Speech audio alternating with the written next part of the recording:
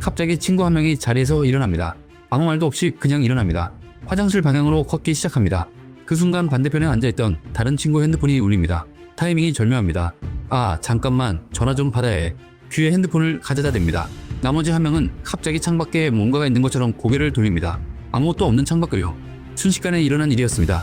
3초도 안 걸렸습니다. 왜 갑자기 다들 저러지? 그런 생각이 드는 순간이었습니다. 고개를 돌렸더니 그제서야 보였습니다. 직원이 이쪽 테이블을 향해 걸어오고 있었습니다. 손에는 영수증이 들려 있었습니다. 아직 테이블까지 오려면 몇 걸음이 더 남아있었는데 이미 그 전에 친구들은 모두 사라져 있었습니다. 직원이 테이블에 영수증을 내려놓습니다. 아무도 없습니다. 정확히는 한 명이 남아있습니다. 늘 같은 사람입니다. 오늘도 지난번에도 그보다 전번에도 항상 그 자리에 그 사람만 남아있었습니다. 그런데 오늘 들을 이야기는 그 남아있는 사람이 불쌍하다는 이야기가 아닙니다. 오히려 정반대입니다. 그 사람이 결국 이기는 이유를 말씀드리려고 합니다. 그것도 압도적으로요. 서울에서 20년 넘게 영업을 해온 57세 박 부장님이 있습니다. 젊은 시절부터 팝자리에서 늘 먼저 카드를 꺼내는 사람이었습니다. 타고난 성격이기도 했고 처음 만나는 자리에서 좋은 인상을 남기고 싶었던 마음도 있었습니다. 그렇게 수년을 살았습니다. 그러던 어느 해 가을이었습니다.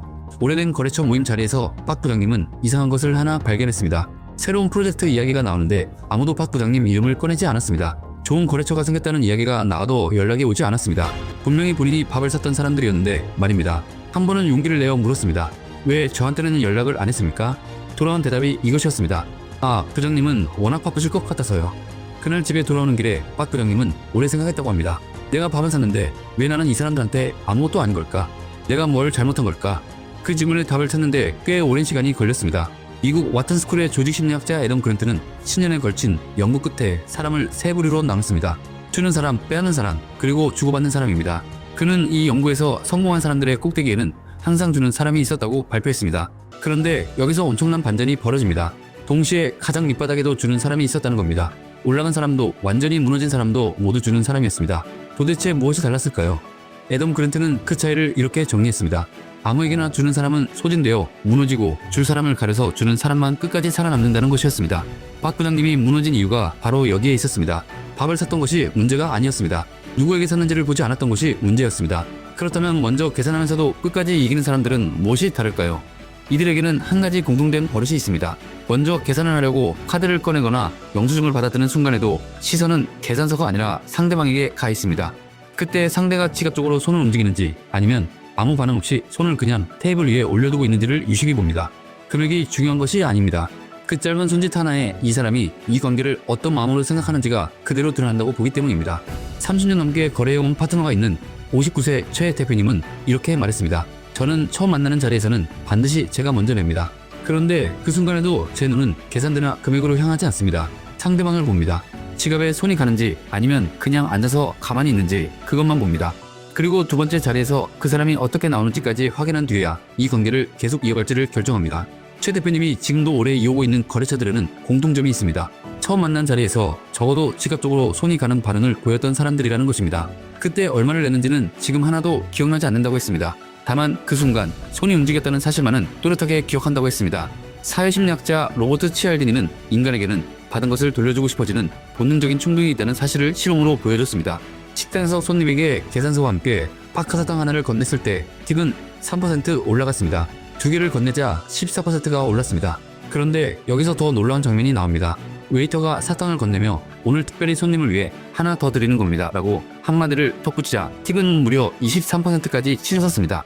결국 사람의 마음을 움직인 것은 숫자 자체가 아니라 진심이 담긴 먼저 주는 행동이었다는 뜻입니다. 이것이 심리학에서 말하는 호혜성의 법칙입니다. 먼저 주는 사람은 관계의 흐름을 스스로 시작합니다.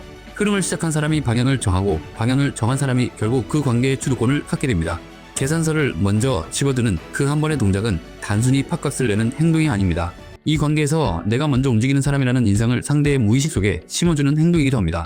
이 이야기를 듣는 순간 지금 주변에 누군가가 떠오른다면 아마 오늘 이 영상을 보길 잘하셨다는 생각이 드실 겁니다. 이런 이야기를 계속 함께 나누고 싶으시다면 구독 버튼이 바로 아래에 있습니다. 누르셨다면 이제 진짜 핵심으로 넘어가겠습니다. 반대로 영수증이 나올 때마다 슬그머니 화장실로 자리를 피하는 그 사람은 어떤 사람일까요? 이들은 스스로 꽤 영리하다고 생각합니다.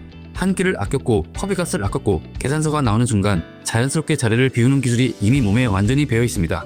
실제로 눈앞에 팝값만 놓고 보면 분명히 이긴 것처럼 보입니다. 그런데 바로 그 순간 테이블에 남아있던 사람들의 마음속에서는 전혀 다른 계산이 조용히 이루어지고 있습니다. 영국 옥스퍼드 대학교의 진화인류학자 로빈 덤바는 인간이 안정적으로 유지할 수 있는 사회적 관계의 수가 약 150명 정도라고 설명했습니다. 덤바의 수로 알려진 이 연구에서 더 중요한 점은 그 150명 가운데서도 진짜 핵심 인맥은 불과 15명 안팎에 지나지 않는다는 사실입니다. 그리고 사람들은 굳이 말로 꺼내지 않아도 스스로 의식하지 못하는 사이에도 이 15명을 끊임없이 가려냅니다. 이 사람은 나에게 무언가를 주는 사람인가, 아니면 나에게서 무언가를 가져가기만 하는 사람인가. 이런 판단은 만남이 쌓일수록 무의식의 깊은 곳에 조용히 새겨집니다. 결과는 결국 이렇게 드러납니다.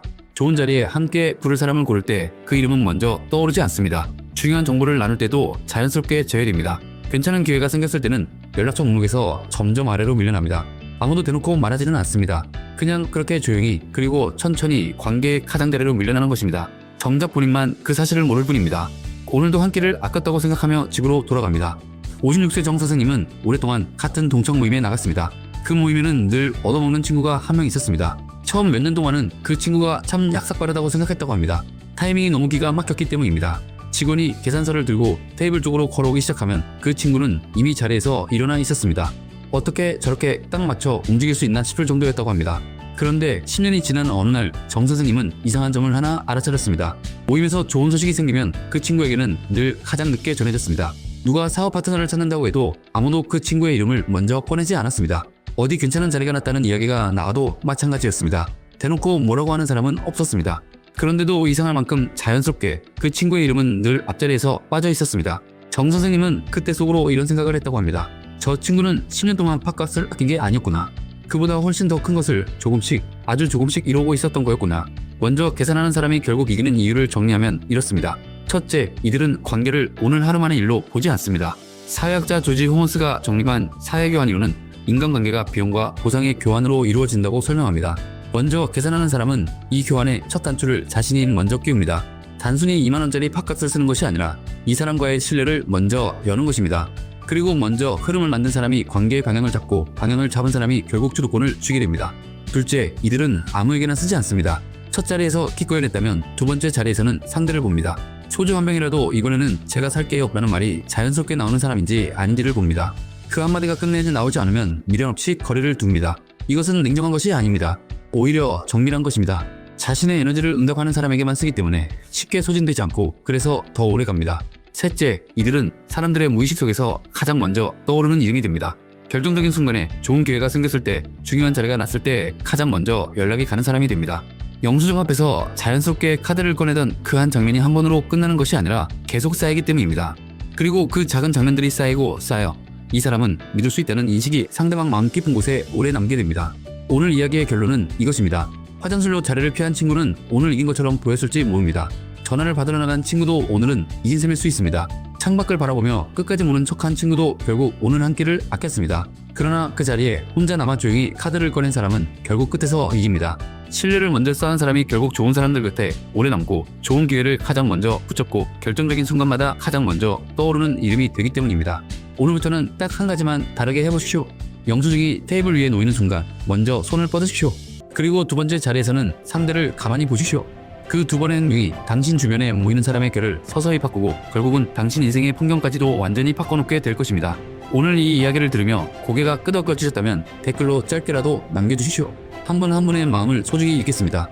그리고 좋아요 하나가 이런 이야기를 계속 만들어갈 수 있는 착지만 분명한 힘이 됩니다. 시청해주셔서 감사합니다.